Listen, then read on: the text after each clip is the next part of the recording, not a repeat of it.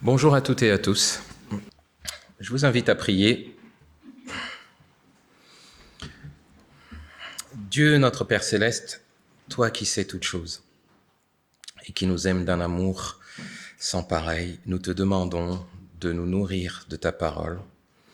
Accorde-nous de la recevoir avec humilité, avec joie, avec crainte et tremblement. Donne-nous de la comprendre et de la mettre en pratique. Que ton nom soit honoré au travers de cette méditation. Qu'elle soit donnée fidèlement à ta pensée, au nom de ton Fils, Jésus-Christ. Amen.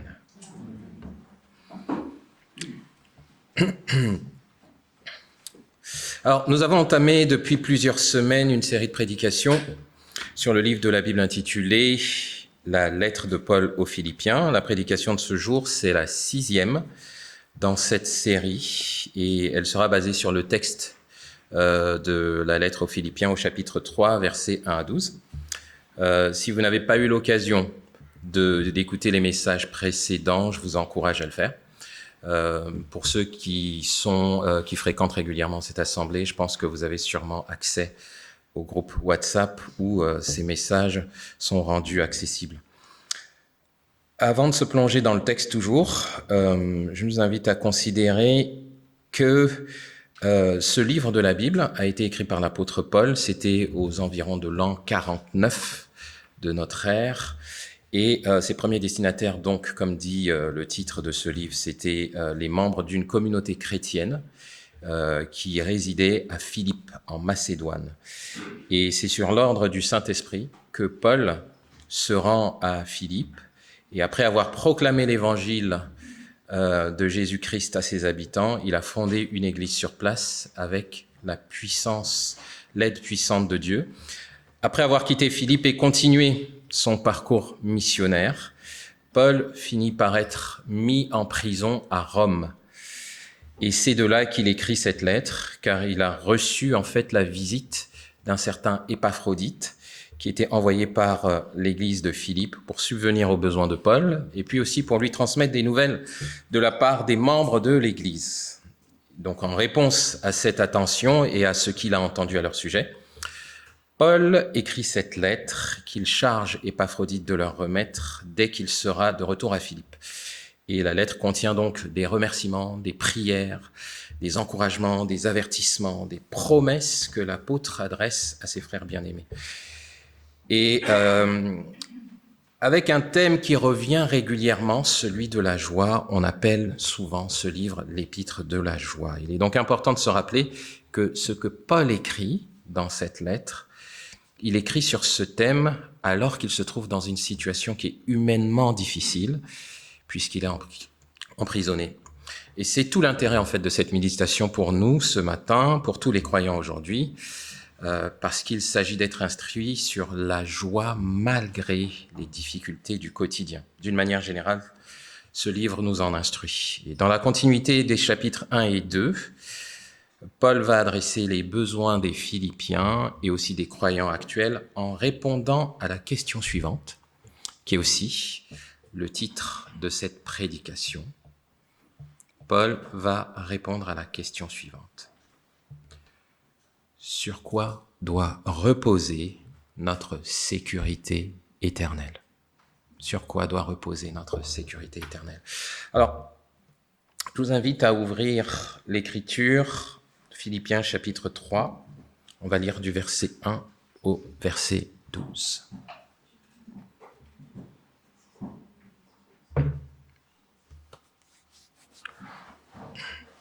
Est-ce que tout le monde l'a? Lisons donc. Enfin, mes frères et sœurs, réjouissez-vous de tout ce que le Seigneur est pour vous. Il ne m'en coûte pas de me répéter en vous écrivant, et pour vous cela ne peut que contribuer à votre sécurité. Prenez garde aux mauvais ouvriers, à ces hommes ignobles qui vous poussent à mutiler votre corps.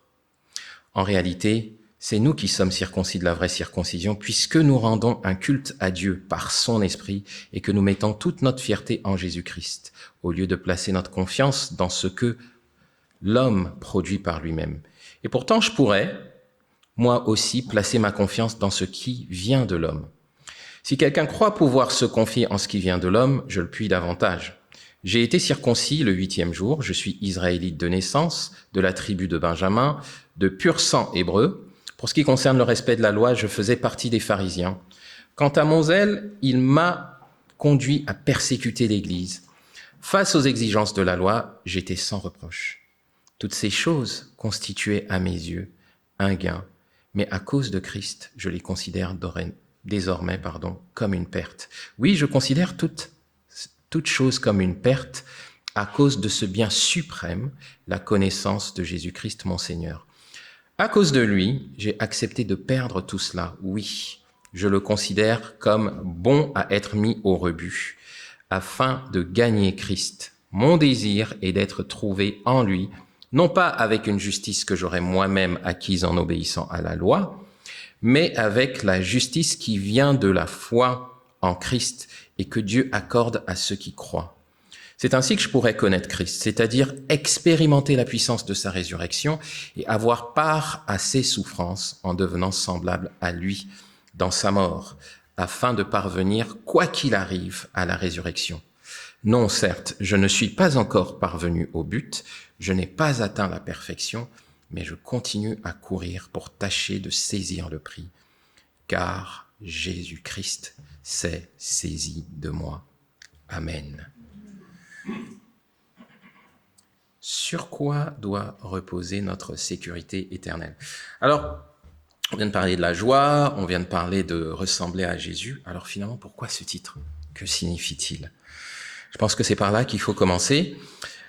Si vous regardez au verset 1, Paul dit que ce qu'il aborde vise à contribuer à la sécurité de ses lecteurs. C'est pourquoi dans le titre, on parle de sécurité notamment éternelle. Mais pourquoi alors on parle de sécurité éternelle? Ce terme signifie une sécurité durable, c'est-à-dire une sécurité qui va jusque dans l'éternité, ou plus précisément, l'intention de Paul, c'est de donner à ses lecteurs les moyens d'avoir l'assurance d'une sécurité durable. Comment être et rester sûr d'être en sécurité? En fait, qu'est-ce qu'on veut dire par sécurité? La sécurité dont il est question ici, elle consiste à être à l'abri de la colère de Dieu, la colère que Dieu réserve en fait à ceux qui ne se sont pas repentis de leurs péchés et qui se dirigent vers leur destruction éternelle, puisqu'ils encourent la condamnation de Dieu. Comme il est écrit dans le verset Jean 3,16, il est écrit ceci: « Oui, Dieu a tant aimé le monde qu'il a donné son Fils, son unique, pour que tous ceux qui placent leur confiance en lui échappent à la perdition et qu'ils aient la vie éternelle. » Cette sécurité donc, c'est-à-dire se mettre à l'abri de la colère de Dieu, de la perdition ou encore de la destruction éternelle, elle consiste à placer sa confiance, en fait, dans le Fils de Dieu. Et auquel cas, en lieu et place de la destruction éternelle, Dieu promet d'accorder dès à présent la vie éternelle. Et cette vie éternelle, pourtant acquise à ceux qui placent leur confiance dans le Fils de Dieu, cette vérité éternelle, pour eux, ils sont quand même exposés dans ce passage, selon Paul, à un danger. Et ce danger, c'est que, alors qu'ils ont acquis la vie éternelle, leur sécurité soit remise en question, qu'elle soit remise en question et qu'ils ne perdent pas en fait cette sécurité, mais qu'ils perdent l'assurance d'avoir cette sécurité. L'assurance ou la certitude de leur salut, pour être très clair. C'est le sujet en fait que Paul est en train d'adresser au travers de ce passage. S'ils perdent le fait d'être sûrs qu'ils sont sauvés, la certitude qu'ils sont sauvés, ça pourrait affecter leur vie chrétienne. Ça pourrait avoir un impact sur leur cheminement dans la foi chrétienne. Paul veut que ceux qui lisent ce passage sachent qu'une fois la foi acquise, ou la sécurité éternelle acquise, elle n'est ni reprise, ni remise en question. Mais sur quoi ça repose, une telle affirmation? Paul, en fait, dans ce passage, ces 12 versets, il donne ses arguments en 4 points.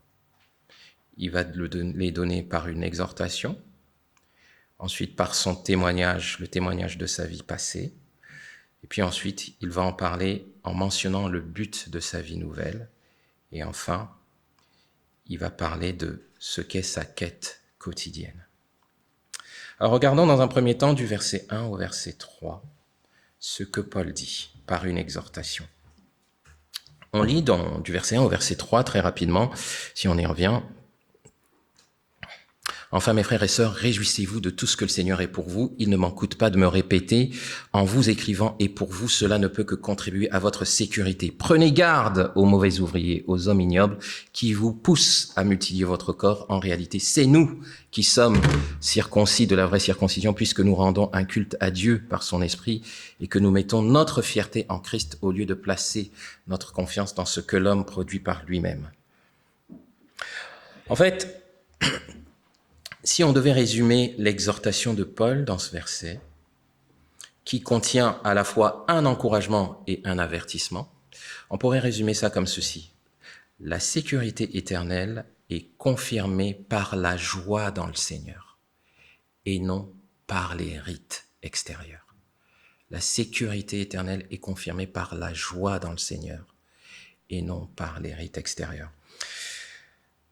En fait, pourquoi on dit ça? Parce que tout simplement, au verset 1, Paul dit « Réjouissez-vous de tout ce que le Seigneur est pour vous ». Ce qui signifie que, il dit « Faites de votre joie » ou encore que votre joie soit tirée de votre relation avec le Seigneur. Que ce qui fait votre satisfaction, là où vous trouvez de la joie, c'est en fait en fixant vos pensées sur tout ce que le Seigneur est pour vous. Il s'agit là d'un ordre et d'un encouragement à être dans la joie du fait d'une relation qui elle est stable. Il ne s'agit pas d'être dans la joie du fait de circonstances qui peuvent changer, mais d'une relation qui ne change pas. Paul dit en fait il faut fixer ses regards sur cette relation et il faut explorer quels sont tous les aspects de cette relation et y trouver satisfaction. Pourquoi peut-on dire que c'est une relation qui ne changera pas? C'est à cause de ce que Jésus lui-même a dit. Je vais lire ce que Jésus a déclaré dans l'Évangile selon Jean, au chapitre 10 et au verset 28. Jésus dit en parlant de ceux qui lui appartiennent, « Je leur donne la vie éternelle, jamais elles ne périront, et personne ne pourra les arracher de ma main. » Autrement dit, ceux qui sont à Christ un jour sont à Christ pour toujours. Quand Jésus est ton Seigneur et ton Sauveur un jour, il l'est aussi pour toujours. C'est pourquoi cette relation qui est avec lui, c'est une relation qui ne change pas. Une fois qu'elle est établie, elle ne changera pas. Et Paul dit, fixe tes yeux sur cette relation. Trouve ta joie dans cette relation.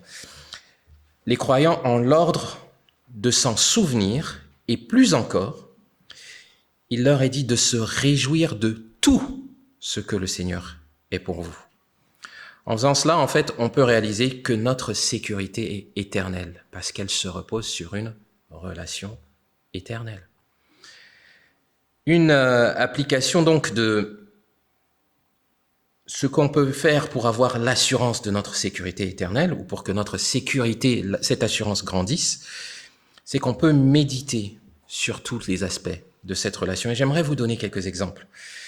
Si, en fait, vous prenez les premiers et deuxième chapitres de l'Épître aux Philippiens, Paul donne plein d'exemples sur en quoi consiste notre relation avec le Seigneur. Je vous en donne quelques-uns et les autres, je ne vais pas les détailler. Au verset 1 du chapitre 1, il est écrit que Christ unit à lui-même le croyant qui devient un membre du peuple saint. Autrement dit, Christ est solidaire avec toi ou avec moi si tu ou moi j'ai placé ma confiance en Jésus-Christ. Christ est celui qui unit le croyant aux autres croyants qui sont eux aussi membres du peuple de Dieu. Souvenez-vous que dans l'Évangile selon Jean, si vous l'avez lu, Christ dit « Je suis le cep, vous êtes les sarments ». Dans une vigne, il y a un plant qui unit toutes les branches. Quelqu'un qui fait partie de la vigne ou une branche qui fait partie de la vigne doit être reliée à ce tronc ou à cette plante. qu'on appelle le cep. Et Christ, dans le peuple de Dieu, est le cep. Tous ceux qui font partie du peuple de Dieu sont unis à Christ. Il est celui qui nous unit les uns avec les autres. Il est écrit au verset 8 du premier chapitre que Paul aime les Philippiens de l'affection de Jésus-Christ. Or, ça veut dire qu'il les aime comme Jésus-Christ les aime. Cette vérité veut simplement dire que Christ a de l'affection pour les croyants. Christ regarde tous les croyants avec un regard tendre, un regard affectueux. Et Paul dit qu'il faut s'en souvenir. Christ éprouve pour toi comme pour moi, si nous avons placé notre confiance en Jésus-Christ, de l'affection. Du verset 11 du premier chapitre jusqu'au verset 29 du deuxième chapitre, je vais vous les citer, ça dit beaucoup de choses aussi. Ça dit que Christ s'occupe de notre croissance spirituelle. Ça dit que Christ est digne de confiance, que Christ est digne de notre fierté, que Christ donne du réconfort, que Christ est notre modèle d'humilité, que Christ est notre Seigneur et notre Roi, et ça dit que Christ est digne de nos souffrances.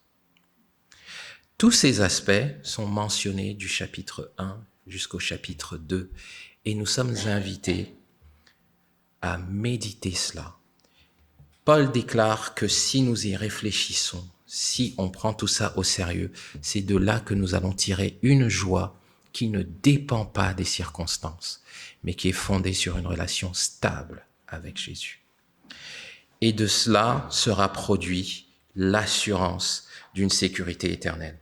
Ça, c'est l'exhortation, c'est l'encouragement qu'il donne. En revanche, au verset 2, il dit aux croyants, il les avertit de ne pas accorder de crédit, de ne pas écouter des gens qu'il appelle, alors vous avez dans la version seconde des chiens, ça n'est pas dans la version du semeur, vous avez aussi dans la version semeur des mauvais ouvriers, des hommes ignobles.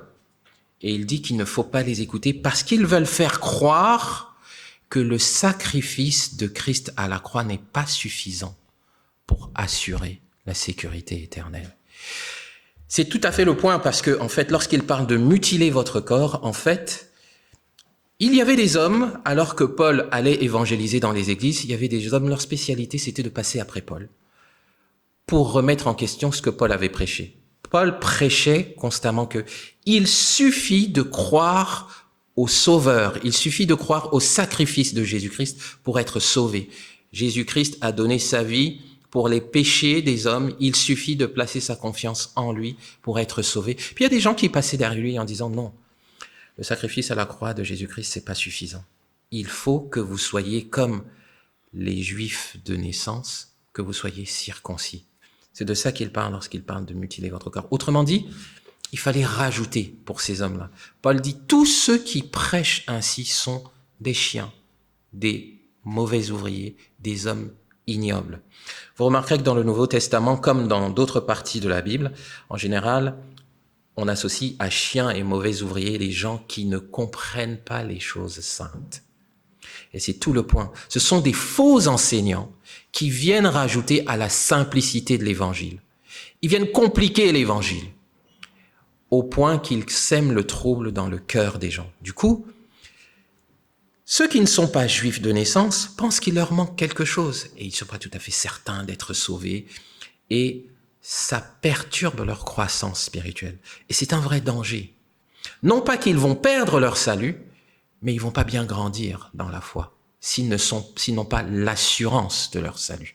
Et ça, c'est un bien qui est important. Il ne faut pas seulement être sauvé, il faut rester sûr d'être sauvé. C'est important pour la santé spirituelle. Et c'est pour ça que Paul leur écrit.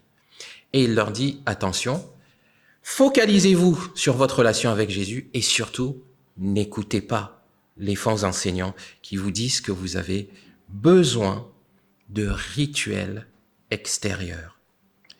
Et Paul va leur préciser. D'ailleurs, lorsqu'il parle de circoncision, alors peut-être que c'est un mot qui évoque peu de choses, mais si on fait un bref rappel sur la circoncision, ça a été institué par Dieu dans la Genèse au chapitre 17, d'abord avec Abraham. C'était un moyen de reconnaître qui sont ceux qui appartiennent à Dieu. Et seuls les hommes étaient circoncis. Et donc, c'est resté dans le temps, en fait, un signe important pour le peuple juif. Sauf que, lorsqu'on regarde le parcours du peuple juif, ils sont restés attachés au signe extérieur, mais pas à l'esprit de la circoncision, qui veut qu'on est circoncis pour marquer qu'on a besoin du salut de Dieu, en fait.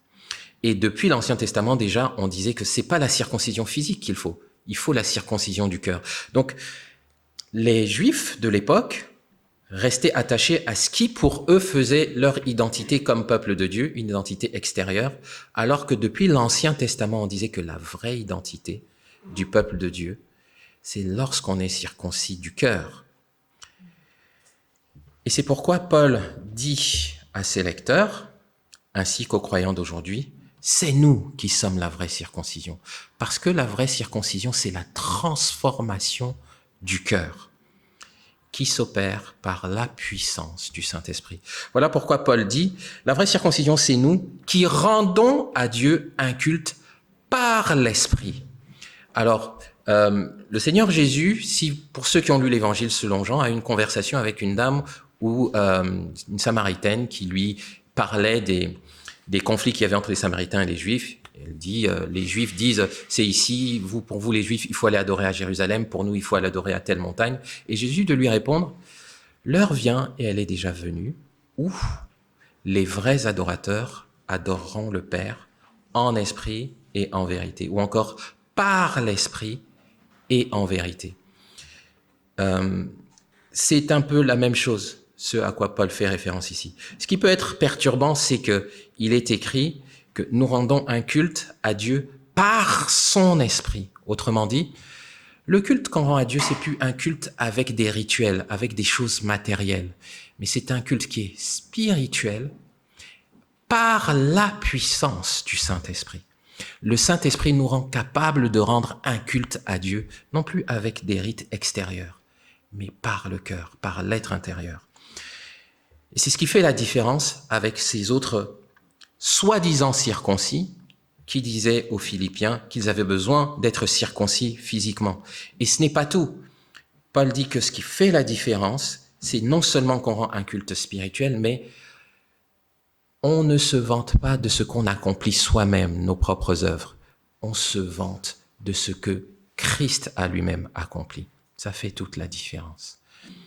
C'est pourquoi ceux qui sont le vrai peuple de Dieu, la vraie circoncision, ce sont ceux qui rendent à Dieu un culte par la puissance du Saint-Esprit et qui tirent leur fierté de ce que Christ a accompli et non pas de leur propre rite. Voilà pourquoi, dans cette première exhortation, il dit, si vous voulez garder la certitude que vous êtes sauvés, si vous voulez entretenir l'assurance d'être sauvés, vous devez être vigilants à ne pas vous laisser entraîner par des personnes et des enseignements qui en rajoutent à l'évangile de Jésus-Christ. Il est écrit dans Galates que si quelqu'un vient avec un autre évangile que celui que les apôtres ont annoncé, qu'il soit anathème, maudit. On ne l'écoute pas, on se sépare de lui. Et donc c'est une affaire qui est très sérieuse. On est sauvé par la foi en Christ et en Christ seul. C'est le premier point, l'exhortation que Paul donne. Le deuxième point, c'est Paul donne le témoignage de sa vie passée. Et c'est ce qu'on peut lire en fait des versets 4 au verset 8. Je ne vais pas tous les lire, mais au début du verset 4, Paul dit quelque chose comme si quelqu'un a à se vanter finalement de ce que l'homme peut accomplir, autrement dit se vanter de respecter des rituels, moi je le peux davantage. Et Paul va donner du verset 4 au verset 8 les arguments pour lesquels en fait il n'a rien à envier à ceux qui disent il faut observer des rituels. On pouvait penser ceci, peut-être que Paul dit qu'on a juste besoin de la foi parce que lui, il n'est pas capable d'observer les rituels qui avaient été préconisés aux Juifs. Il n'a pas la circoncision, c'est pour ça qu'il dit que ça sert à rien. Il cherche à détourner les gens de quelque chose que lui ne possède pas. En fait, l'argument de Paul, c'est de dire, si en fait il fallait se baser sur les critères des faux enseignants, moi je suis bien placé pour dire que je les remplis encore mieux qu'eux. Et donc, en réalité, ce que Paul fait dans du verset 4 au verset 8, il explique pourquoi il est mieux placé, et c'est pour lui une manière de démontrer que je possède pourtant ces choses, mais je dis que ça ne compte pas. C'est pour appuyer son argument. Donc il va donner le témoignage de comment il était avant de rencontrer Christ. Et voilà ce qu'il dit de lui-même. Il dit, j'ai été circoncis le 8e jour, israélite de naissance, de la tribu de Benjamin, de sang pur hébreu, etc., etc. Autrement dit, il dit, si on regardait à la race, je pourrais m'en vanter. Si on regardait à la tribu, je viens de la tribu de Benjamin, qui est l'une des tribus les plus nombreuses à l'époque. C'est même la tribu dans laquelle on a nommé le premier roi d'Israël, Saül. Donc, j'ai des éléments de me vanter. Si on regarde à la loi, j'étais très zélé. Si on regarde à comment je mettais en pratique ma croyance, j'ai même été jusqu'à persécuter l'Église. J'ai fait plus que tous ceux qui viennent vous dire de respecter ce qui était recommandé dans la loi de Moïse. Et moi qui ai fait plus qu'eux, je vous dis que ça ne sert à rien. C'est ça son argument. L'argument de Paul, ici, quand il donne son témoignage, pourrait se résumer comme ceci. Tous les biens temporels sont sans valeur devant la connaissance de Jésus-Christ. Tous les biens temporels sont sans valeur ou encore sans sécurité éternelle devant la connaissance de Jésus-Christ. C'est ça l'argument de Paul. Et en fait, il est en train d'expliquer que il n'y a rien de ce qu'on possède humainement qui ne peut contribuer, qui puisse contribuer à notre sécurité éternelle. D'où tu viens, ton statut social, la manière dont tu pratiques certains rituels, ta culture, rien de tout cela, tes possessions, rien de tout cela n'a de valeur éternelle. Ça n'a qu'une valeur temporelle. Et pour Paul, si ça n'a qu'une valeur temporelle, ça ne contribue pas à la sécurité éternelle. Et donc, c'est ça son argument. Il n'y a rien que nous ne devions ajouter à l'œuvre de Jésus-Christ.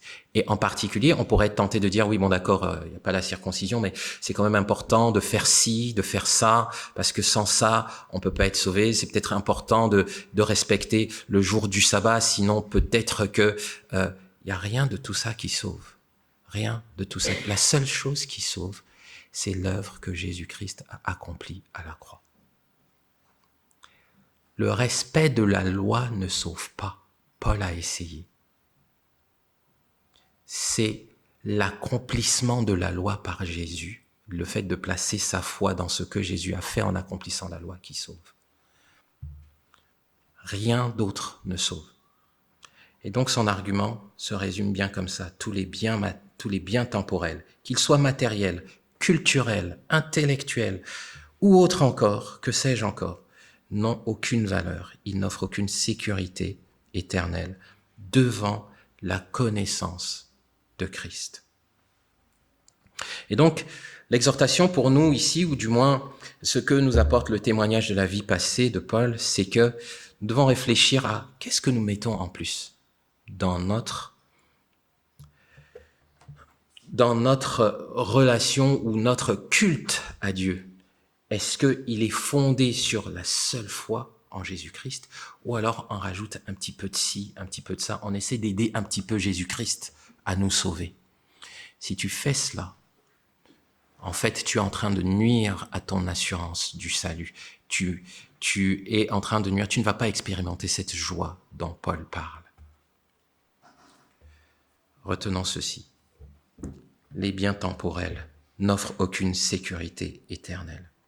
Le troisième argument de Paul se trouve dans les versets 8 jusqu'au verset 11.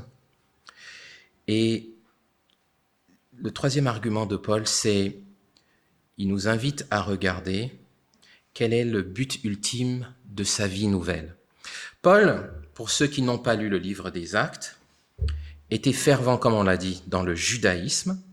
Et puis un jour, alors qu'il s'en va pour persécuter les chrétiens, il rencontre Jésus-Christ sur la route. Jésus-Christ le rencontre. Jésus-Christ l'intercepte. Jésus-Christ l'interrompt. Et puis, tous les repères de Paul sont chamboulés. Et donc, il va passer d'une vie où il était fervent dans le judaïsme à une vie où maintenant, le judaïsme pour lui n'a plus de valeur. C'est ce que nous disent en fait les versets 8 au verset 11. Et on pourrait résumer la pensée de Paul comme ceci. Paul estime que pour gagner Christ, ou pour gagner la véritable sécurité éternelle, il faut accepter, voire même décider, de perdre son confort temporel. Pour gagner la sécurité éternelle, il faut accepter de perdre son confort temporel. Pourquoi ? Je pense qu'il y a un mot-clé qui nous met sur la voie ici et qui était déjà au verset 7. Paul dit au verset 7, toutes ces choses, en parlant de tout ce dont il pouvait se vanter, avant je les voyais comme un gain, mais maintenant je les vois comme une perte, à cause de ce bien suprême qui est la connaissance de Jésus-Christ. Parce que je vois que connaître Jésus-Christ a infiniment plus de valeur, je me rends compte que ce que je croyais avant, ce qui avait de la valeur pour moi avant, n'a plus de valeur. Parce que transposé dans le monde spirituel, dans le monde céleste, ça ne vaut rien du tout, ça n'apporte rien. Ce qui lui était cher n'a plus de valeur, comme dit un certain chant qu'on connaît bien. Et au verset 8, il dit même, non seulement ça n'a plus de valeur, je considère que c'est bon pour la poubelle. Il dit, oui, je les considère à être bons, à être mis au rebut. Avant, je trouvais que c'était trop bien, c'était ce qui me distinguait. Mais en fait, je réalise que par rapport à connaître Christ, non seulement c'est dérisoire comme valeur, mais même il faut que je m'en débarrasse. C'est bon à être mis au rebut. J'ai trouvé assez intéressant cet épisode de la vie de Paul ou même de ses faux enseignants parce que ça fait penser à pas mal de choses qu'on vit de nos jours ou qu'on a vécu il y a quelques années. Je me rappelle, si vous repartez 15 à 20 ans en arrière, je ne sais pas si vous aviez un magnétoscope. Est-ce que quelqu'un a déjà utilisé un magnétoscope dans cette salle ? Oui. Qui a encore un magnétoscope ici ?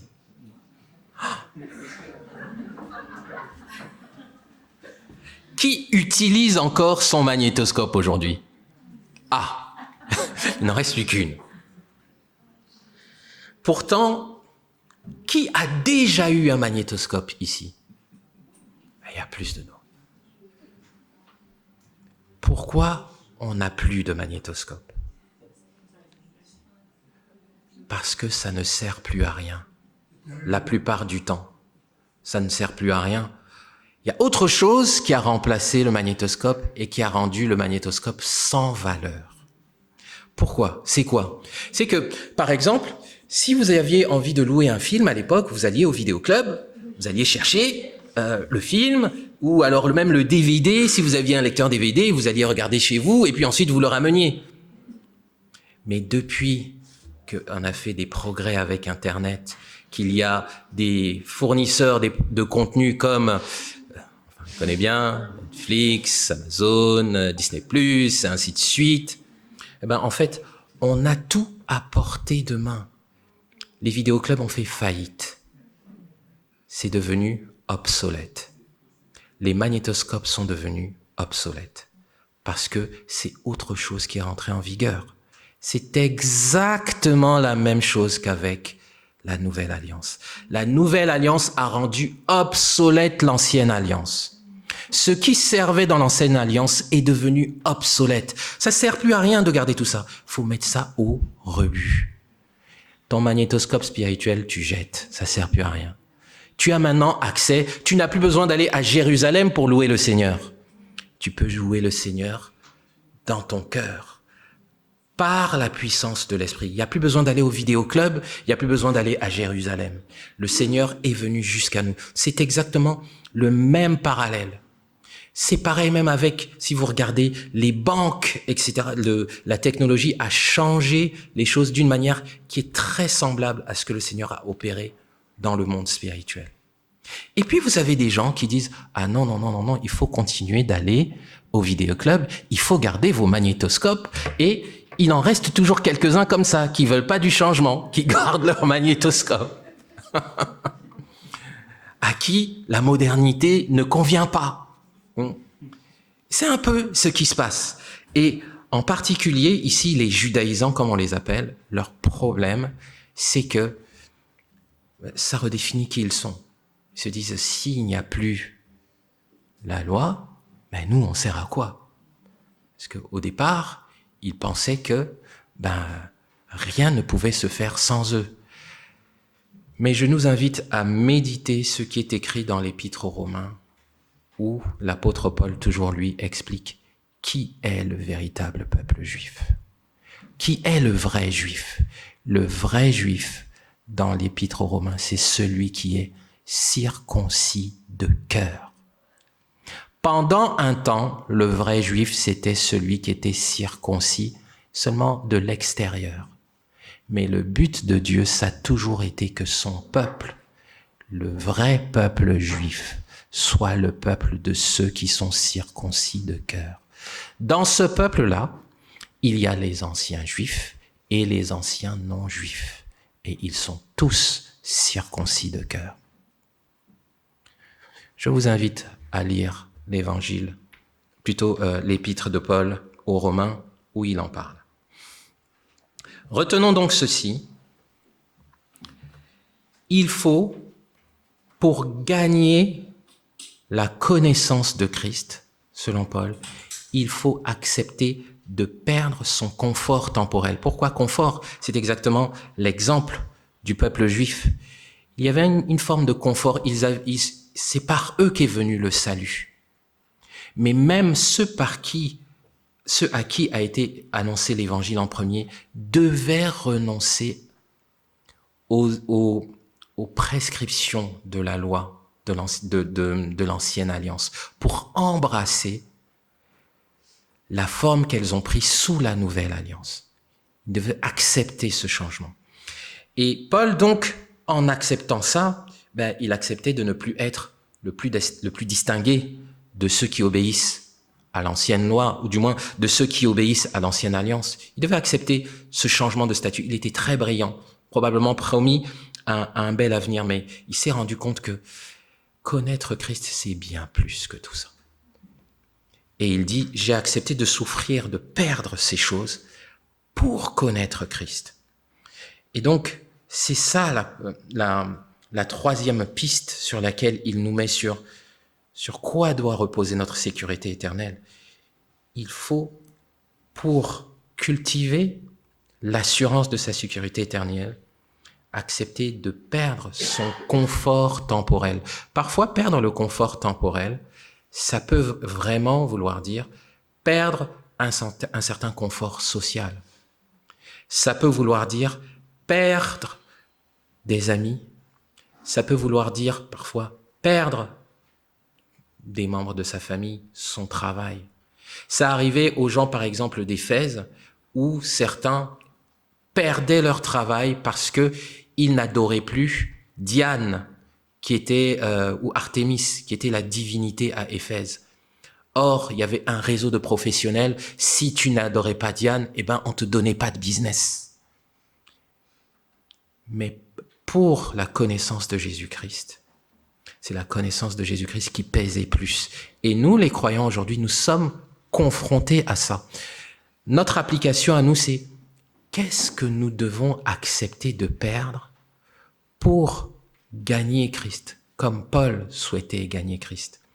Remarquez avec moi comment Paul définit gagner Christ, ou alors connaître Christ. Paul ne parle pas d'entendre parler de Jésus-Christ, d'avoir des connaissances sur Jésus-Christ. Il parle de connaître Christ intimement, de connaître Christ personnellement, intimement. Et au verset 10, voilà ce qui est dit. C'est ainsi que je pourrais connaître Christ, c'est-à-dire expérimenter la puissance de sa résurrection et avoir part à ses souffrances. Paul veut que la même puissance qui a ressuscité Jésus-Christ, il veut expérimenter la même puissance. Il veut expérimenter la délivrance. Il veut expérimenter le fait de ne plus connaître d'addiction, le fait de pouvoir être relevé alors qu'on a connu des persécutions. Il veut expérimenter les obstacles que Jésus a expérimentés. Il dit, c'est comme ça que je le connaîtrai. Je veux vivre la vie de Christ. Je veux vivre la même vie. Il dit que c'est comme ça qu'on va le connaître, en acceptant de vivre la même vie. Mais en fait, il n'y a rien d'extraordinaire si on y réfléchit bien dans ce que Paul dit. Le Seigneur Jésus-Christ a déclaré que le disciple n'est pas plus que le maître. Il doit suivre le même chemin. D'une manière ou d'une autre.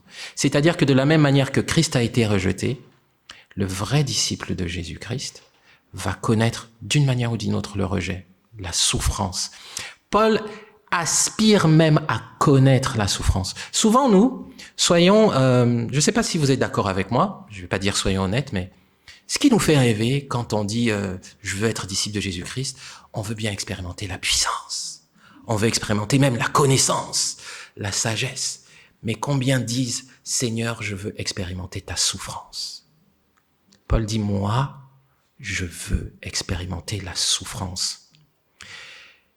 Il n'y a pas de couronne au bout du chemin s'il n'y a pas eu la souffrance dans le chemin. Il n'y a pas de triomphe sans combat. Il n'y a pas de couronne sans combat. La souffrance, c'est dans le package. Pour connaître Jésus, il faut embrasser les souffrances de Jésus. Jésus a dit que ses disciples, ça va être comme lui. Ils vont pas être aimés du monde. S'ils m'ont haï, ils vous haïront aussi. Si ta théologie, c'est de dire, moi, je veux une partie de ce que Jésus a vécu, je veux pas l'autre, pose-toi la question qui tu es en train de suivre. Parce que Jésus, il est pas à moitié, il est entier. Et il veut des disciples entiers. Et donc, la souffrance, là, c'est ça, perdre son confort. Et parfois, à cause de ta foi, tu es mis au banc. On se moque de toi, on considère que tu es coincé, on considère que tu vis pas avec ton temps. C'est le lot de celui qui va suivre quelqu'un qui ne change pas au fil des siècles. Quelqu'un qui a toujours les mêmes valeurs au fil des siècles. Ça va être son lot. Pour connaître Jésus, pour gagner Christ, il faut accepter, voire même décider de perdre son confort temporel. C'est à ce prix qu'on entretient l'assurance de sa sécurité éternelle. Et enfin, le dernier point, c'est Paul nous fait part de sa quête quotidienne. Voilà ce que Paul dit au verset 12. Il dit, non, certes, je ne suis pas parvenu au but. Le but ici étant d'expérimenter la résurrection. Paul dit, je veux expérimenter tout ça jusqu'à la résurrection. Et il dit, mais toutes ces choses dont je parle que j'aimerais vivre, je ne les ai pas encore toutes vécues. Mais en revanche, voilà ce que je fais. Il dit au verset 12, je continue de courir pour tâcher de saisir le prix. Car Christ s'est saisi de moi. Autrement dit, Paul met ses efforts à expérimenter Christ. Il recherche comme quelque chose de précieux, en fait, toutes les expériences de Jésus. Il est passionné par comment Jésus a vécu. Ah oui, moi aussi, je voudrais être comme ça. Moi aussi, je voudrais vivre ça. Moi aussi, ça m'intéresse de vivre quelque chose comme ça. C'est ça son état d'esprit. Il met ses efforts à expérimenter Christ comme on désire remporter le prix d'une course. Ça m'a fait penser à quelque chose que Paul a écrit aux Éphésiens où il a dit, c'est au chapitre 2, verset 10, que nous, les croyants, ceux qui ont placé leur confiance en Jésus-Christ, Dieu a préparé d'avance des bonnes œuvres pour que nous les accomplissions. La question est, à quoi servent ces bonnes œuvres? Des bonnes œuvres que Dieu a préparées d'avance pour qu'on les accomplisse, c'est pour glorifier Dieu en accomplissant les œuvres de Jésus. les mêmes œuvres que Jésus. Les œuvres que Dieu a préparées d'avance, ce sont des œuvres qui font penser à Jésus ou qui nous font nous comporter comme Jésus. Paul recherche ces bonnes œuvres. Il cherche à savoir où est-ce que Dieu a prévu de l'utiliser pour qu'il puisse glorifier Jésus, pour que sa vie glorifie Jésus. Que ce soit des œuvres joyeuses ou que ce soit la souffrance. Je pense, avant de terminer ce message, à un missionnaire dans les années 20 qui est allé prêcher au Pakistan ou en Inde et qui finalement s'est fait arrêter. Il a été torturé et pour l'exécuter, on a entouré son corps d'une peau d'animal qui était mouillée. Et le supplice, la nature du supplice, c'est que lorsque la peau se mettait à sécher, elle lacérait le corps. Et pendant que son corps était en train d'être lacéré, ce serviteur était en train de chanter. Et les gens se posaient la question, mais pourquoi il chante? Et il disait, je vis le ciel même à présent, parce que je souffre comme mon Seigneur a souffert. Est-ce que vous voyez le tableau? Se réjouir même des souffrances de Christ. Se réjouir du fait de souffrir de la même manière que notre Sauveur. C'est ainsi que nous entretiendrons l'assurance de notre salut. Toutes ces choses sont celles que Paul recommande aux croyants. Alors, il nous faut donc réfléchir à ces 4 points. Placer notre réflexion, nos pensées, méditer, savourer tout ce que Jésus est pour nous et se méfier de tout ce qui amène en plus à ce que Jésus a déjà fait. Regarder à ceux qui ont l'expérience de ces choses dont on pourrait se vanter et qui nous donnent le témoignage que ça n'a servi à rien, notamment l'apôtre Paul. Être conscient qu'il y a des choses dont il faut se débarrasser dans sa vie. Tout ce qui peut représenter nos anciens magnétoscopes ou nos anciens outils qui n'ont plus de valeur dans la vie chrétienne. Ce qui avant avait de la valeur, mais qui n'a aucune valeur éternelle. Il faut être disposé à s'en débarrasser pour mieux embrasser la vie dans laquelle Jésus nous appelle. Et il faut rechercher comme un trésor ces fameuses œuvres bonnes que Dieu a prévues d'avance afin que nous les pratiquions. C'est dans cette voie-là que nous maintiendrons notre assurance de la sécurité éternelle. Amen.